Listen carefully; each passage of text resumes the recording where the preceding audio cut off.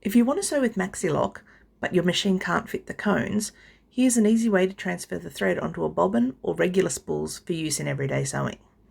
You'll need a bobbin or a spool or both. Here I'm using the core from a cheap spool. I've added rubber band guides at each end and I've cut a small slit to hold the end of the thread. You'll also need a bulldog clip, a bit of blue tack, and a cup of any kind, as long as it's large enough to hold your Maxi-Lock cone. I'm using a pen cup, but a coffee cup works fine too. Pop your cone into the cup at the back of the machine. This one's almost run out, so it's perfect for filling my bobbin.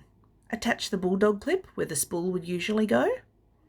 A paper clip can work too, depending how the spool sits on your machine. You just want to have the metal loop there to guide the thread. Prepare your empty bobbin as usual and let it run until the bobbin is full or the cone is empty.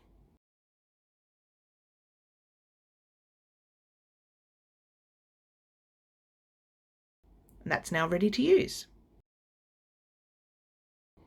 To refill a spool, I just prepare the cone as before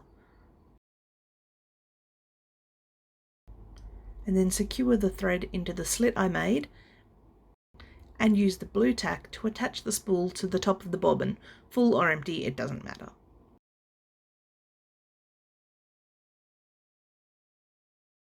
I use my tweezers to guide the thread as it runs to fill up the spool evenly without hurting myself. You'll notice I also stop a few times to straighten up the spool. I'm worried it's going to fly off, but the blue tack keeps it very secure. Again, let it run until the cone is empty or the spool is full enough for your liking.